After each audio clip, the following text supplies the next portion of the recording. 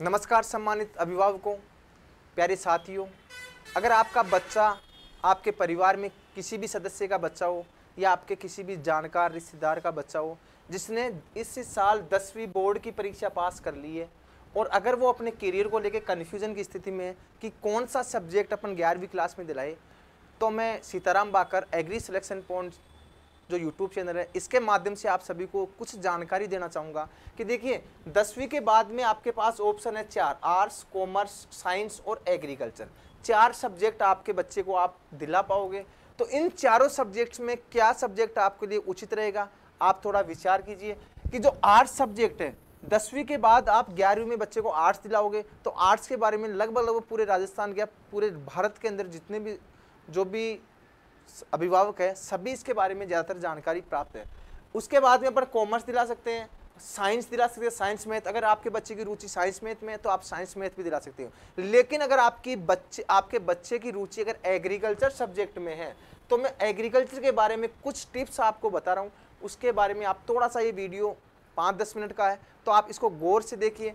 देखिए एग्रीकल्चर होती है 11वीं के बाद में, अगर 11वीं और 12वीं में आपके बच्चे को जब आप 11वीं में एग्रीकल्चर सब्जेक्ट दिलाओगे तो इसके अंदर भी वही 5 सब्जेक्ट, हिंदी, इंग्लिश और बायोलॉजी, केमिस्ट्री और एग्रीकल्चर,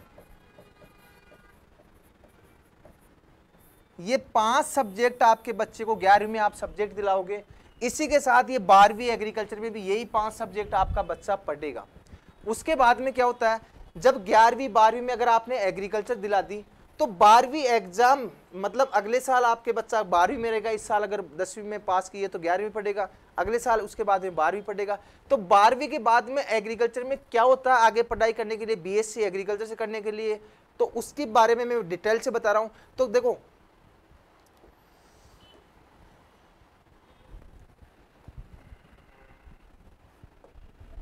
देखिए 11वीं के बाद में आपका बच्चा 12वीं में पढ़ेगा और लगभग 12वीं बोर्ड का जो एग्जाम होता है वो लगभग मार्च माह में आयोजित होता है।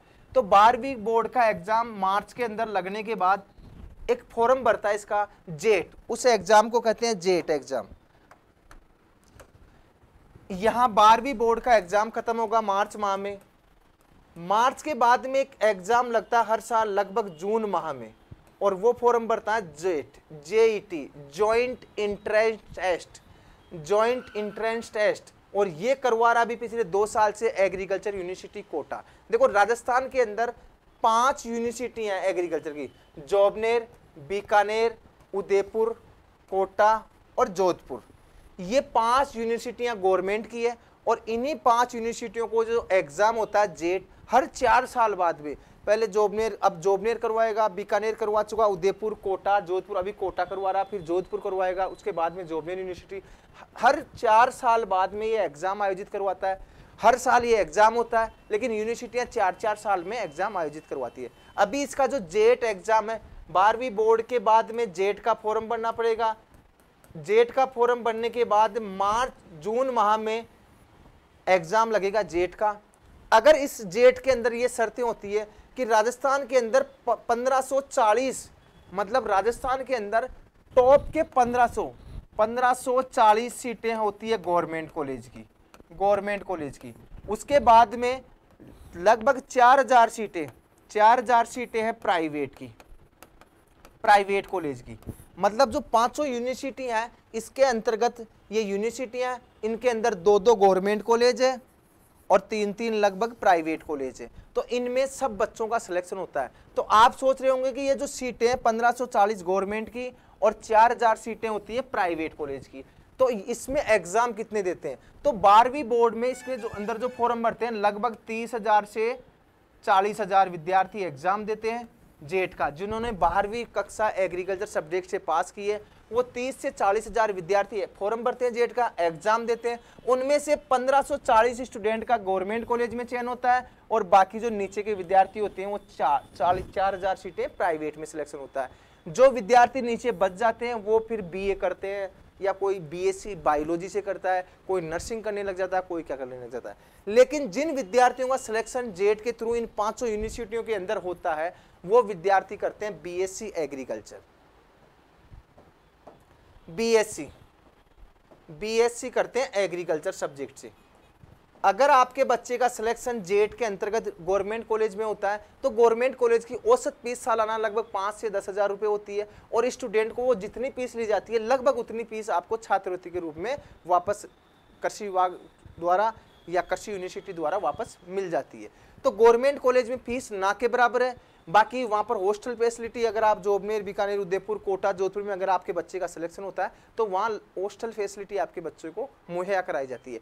इसके अलावा बात करूँ तो गवर्नमेंट कॉलेज में सिलेक्शन लेना मतलब जो बीएससी की जो डिग्री होती है ना के बराबर बिना फीस ही आपकी 4 साल की डिग्री हो जाती है। लेकिन अगर आपका बच्चे का सिलेक्शन प्राइवेट कॉलेज में होता है, 4000 सीटों में होता है, तो प्राइवेट कॉलेज की फीस औसत लगभग 60 से 70 हज़ार रुपये सालाना होती है, और 4 साल बाद की जो डिग्री होती है लगभग औसत 3 लाख रुपए के लगभग आपकी फीस लगती है। तो सिलेक्शन गवर्नमेंट कॉलेज में लेने के लिए क्या करना पड़ता है, उसके लिए देखिए अभी आपका बच्चा, देखिए पहले मैं बात कर लेता हूं कि इसके बाद में क्या होता है। देखो 1540 गवर्नमेंट की सीटें। अब इसमें रोजगार के अवसर क्या क्या, देखो कृषि के अंदर रोजगार के अवसर क्या कहाँ कहाँ है, कहाँ अपन फॉर्म भर सकते हैं। जब आपका बच्चा 4 साल में बीएससी की डिग्री ले लेगा, बीएससी की डिग्री करेगा, तो उसके बाद में जब कृषि विभाग से भर्ती निकलती है वो आती है कृषि पर्यवेक्षक की भर्ती। देखिए एक कृषि पर्यवेक्षक की भर्ती आती है, एग्रीकल्चर सुपरवाइजर की। तो ये जो भर्ती होती है, अब आप समझ पा रहे हो कि लगभग पूरे राजस्थान से 5540 विद्यार्थी एक साल में बीएससी करते हैं, जबकि अगर आप बीए का संतुलन देखोगे, बीए का कंपैरिजन करोगे तो लगभग 10 लाख विद्यार्थी 12वीं पास करने के बाद बीए करते हैं। लेकिन एग्रीकल्चर में अगर जेट एग्जाम फाइट करके बीएससी करते हैं तो 5500 विद्यार्थियों को ही बीएससी की डिग्री नसीब होती है। तो 5500 विद्यार्थी, अब बीएससी करने के बाद देखो आप कृषि पर्यवेक्षक में अपना फॉर्म भर सकते हो। अब कृषि विभाग ने 2012 में भर्ती निकाली 905 पदों पे, उसके बाद में 2013 में भर्ती आई 2224 पदों पे, उसके बाद में 2018 में भर्ती आई 1832 पोस्टों पे, उसके बाद में अभी 2020 में भी और भर्ती आने की और संभावना है कृषि पर्यवेक्षक की। तो हर 3-4 साल में लगभग कृषि पर्यवेक्षक की भर्ती आती है, लगभग 1800, 2000, 1500 पद। तो अगर बीएससी करे हुए 5000 बच्चे होंगे एक साल में, 4 साल में भी भर्ती आ रही 20,000 बच्चे होंगे, और लगभग इतनी पोस्टें आ जाएगी, तो बच्चे एग्रीकल्चर में बेरोजगारी की संभावना ना के बराबर है। दूसरी सहायक कृषि अधिकारी की भर्ती, बीएससी करने के बाद सहायक कृषि अधिकारी का फॉर्म भर सकते हो। सहायक कृषि अधिकारी की भी 2012 में भर्ती आई, 2013 में भर्ती आई, 2015 में भर्ती आई और 2018 में भर्ती आई। 4 बड़ी भर्तियां आ चुकी कृषि सहायक कृषि अधिकारी की। तो एग्रीकल्चर सेक्टर में ये दोनों भर्तियां राजस्थान लेवल पे होती है। इसके अलावा कृषि अधिकारी की भर्ती, एग्रीकल्चर ऑफिसर की, जो अभी मतलब 12 महीने पहले ही भर्ती निकाली गई एग्रीकल्चर ऑफिसर की, इससे पूर्व 2012 में ही भर्ती आई थी। इसके अलावा आईबीपीएस एएफओ, देखो सबसे बड़ी और सबसे बेटर बीएससी करने के बाद ये भर्ती होती है आईबीपीएस एएफओ। आईबीपीएस ये एग्जाम कंडक्ट करवाता है, एएफओ मतलब agriculture field officer, agriculture field officer, field officer. ये एग्जाम जो होता है ये करवाती, ये इंडिया लेवल की भर्ती है।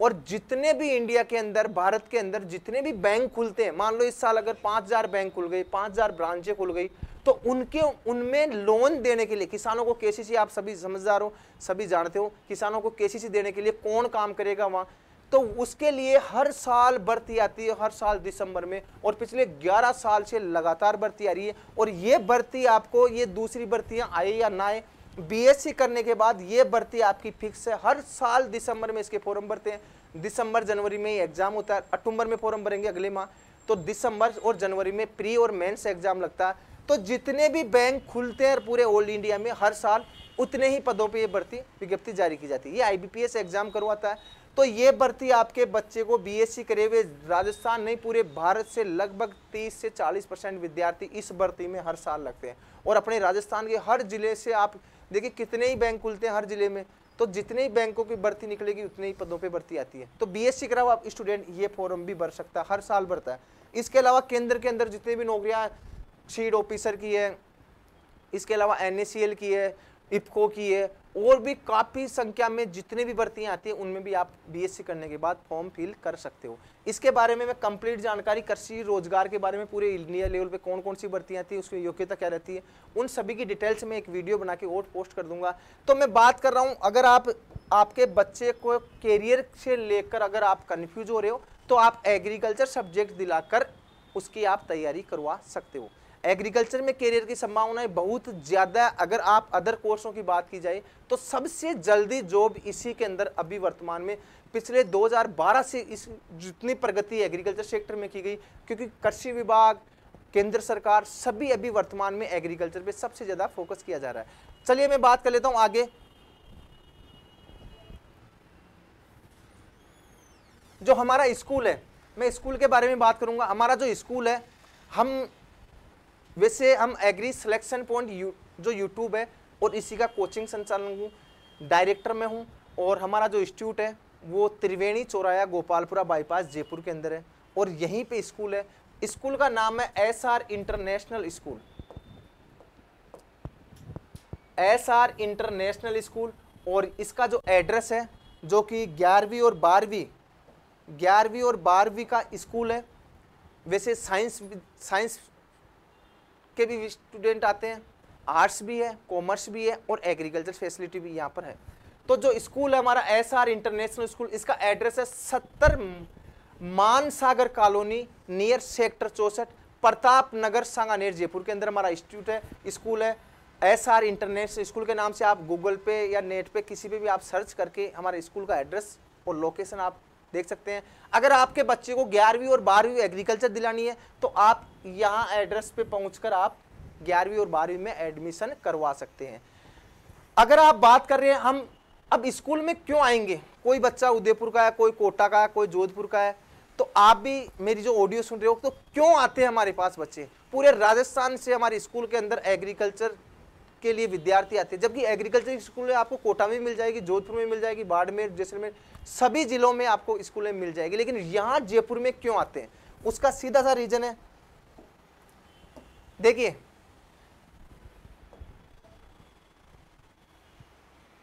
हमारा जो इंस्टीट्यूट है, हमारा जो स्कूल है, वहां पे 2 फैसिलिटी आपको दी जाएगी। इसमें क्या होता है, हम एक ही फीस में आपसे 12वीं जो 11वीं या 12वीं की ही फीस ली जाती है, और इसमें हम 2 परीक्षाओं की तैयारी कराई जाती है। अगर आपका बच्चा इस समय 11वीं में है तो आप अगर हमारे स्कूल के अंदर एडमिशन करवाओगे तो हम 11वीं के साथ, देखो इस साल आपका बच्चा 11वीं में पढ़ेगा, लेकिन 11वीं के साथ ही जेट की तैयारी, पूरे साल भर जेट की तैयारी कराई जाती है, ताकि आपके बच्चे को इस साल 11वीं, अगले साल 12वीं, उसके साथ भी जेट की तैयारी, तो 2 साल जेट की तैयारी कराने पर आपके बच्चे का गवर्नमेंट कॉलेज में सिलेक्शन होने की प्रबल संभावना रहती है।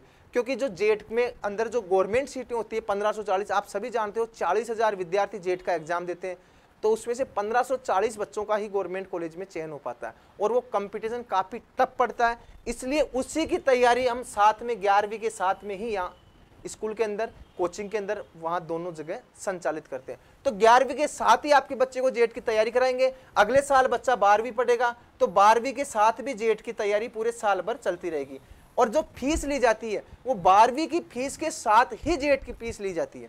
तो जेट की और 12वीं दोनों को कंबाइंड वेट चलता है और पूरे साल भर आपके बच्चे की तैयारी चलती रहेगी, ताकि अगले साल जब भी आपका बच्चा 12वीं में पढ़ेगा उस साल भी आपकी 12वीं बच्चे की जेट की तैयारी चलेगी, तो आपके बच्चे का सिलेक्शन होने की पूरी संभावना रहती है। अब देखिए यहाँ पर क्या क्या सुविधा आपको मिलेगी। देखो जो स्कूल है यहाँ पर आपके बच्चे को स्कूल भी की सुविधा मिलेगी, स्कूल के साथ साथ आपके आपके बच्चे को कोचिंग की सुविधा मिलेगी और छात्रावास, हॉस्टल, तीनों चीज एक ही जगह। मतलब 11वीं में बच्चा 11वीं पढ़ेगा, उसके साथ में सुबह 7 बजे से 12 बजे तक हम 11वीं की क्लास संचालित करेंगे। उसके बाद में शाम को 3 से 6 बजे तक बच्चे को 12वीं जेट की क्लास चालू करेंगे। तो पूरे साल भर यही बच्चा पढ़ता रहेगा आपका। तो आगे जाकर अगले साल 12वीं में पढ़ने के बाद आपके बच्चे का जेट में आसानी से चयन हो जाएगा। यही हॉस्टल फैसिलिटी है, यही कोचिंग फैसिलिटी है, जेट की तैयारी यही होगी, एक ही जगह स्कूल है, एक ही जगह छात्रावास है, हॉस्टल भी आपको बच्चे को यही सुविधा है पूरी। इसके अलावा लाइब्रेरी सुविधा भी है और ऐसा माहौल है स्कूल का कि वहाँ पर जितने भी बच्चे आएंगे हिंदी मीडियम या इंग्लिश मीडियम सभी बच्चों को सम्मिलित होकर एक ऐसे परिवार की तरह ऐसा माहौल मिलेगा कि आपका बच्चा जब आप एक बार जब भी स्कूल आए तो आप एक बार जरूर आकलन करें। इसके अलावा मैं आपको एड्रेस बता देता हूं। अगर आपके बच्चे को इसी साल 11वीं या 12वीं में एडमिशन कराना और साथ में जेट की तैयारी कराना है तो हमारा जो एड्रेस है वह एक बार आप नोट कर लीजिए।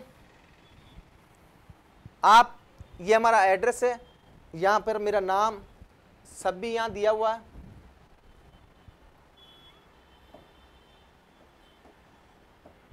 सीताराम बाकर, यह है एग्री सिलेक्शन पॉइंट, ये हमारा एड्रेस है एग्री सिलेक्शन पॉइंट, त्रिवेणी चौराया गोपालपुरा बाईपास जयपुर। त्रिवेणी चौराया गोपालपुरा बाईपास जयपुर। मेरे कॉन्टेक्ट नंबर में इधर लिख देता हूं, आप इन नंबरों पर फ़ोन पर बात करके 9413879698 आप इन नंबरों पर अधिक जानकारी, जो भी आपको जानकारी प्राप्त करनी है तो आप इन नंबरों पर आप फ़ोन करके कंप्लीट जानकारी ले सकते हैं। इसके अलावा अगर आप करियर के बारे में आप कंफ्यूज हो रहे हो, अगर बच्चे को एग्रीकल्चर के बारे में और आगे क्या स्कोप है, क्या जो भी चीज़ें हो, आप ऑफिस में आके यहाँ त्रिवेणी चौराया गोपालपुरा बाईपास जयपुर आप आकर मेरे नंबरों पे फ़ोन कर दीजिए। यहाँ हम बैठ के आपको और अच्छी तरीके से गाइड कर देंगे। अभी 11वीं और 12वीं की ऑनलाइन क्लास हमारा एक बैच था, वो 3 जुलाई से स्टार्ट हो चुका है।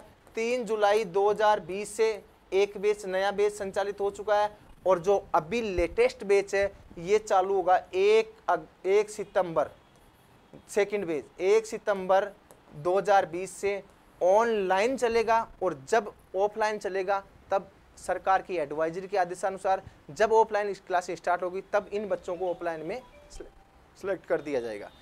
तो सभी अभिभावकों से निवेदन है, अगर कोई भी ज़्यादा जानकारी चाहिए तो आप इन नंबरों पे आप संपर्क कर सकते हैं। अगर ऑफिस, क्लासरूम, स्कूल, हॉस्टल सभी चीज़ें अगर आप आंखों से अवलोकन करना चाह रहे हैं, एक बार देखकर आप अपनी आत्मसंतुष्टि के लिए देखना चाह रहे हैं तो आप मेरे नंबरों पे फ़ोन करके आप इसी एड्रेस पे त्रिवेणी चौराया गोपालपुरा बाईपास जयपुर पे आप एक बार अवलोकन ज़रूर करिए। और जो भी करियर के बारे में और भी अधिक जानकारी चाहिए तो आप एक बार ऑफिस में आप ज़रूर मिलिए। Thanks for watching video.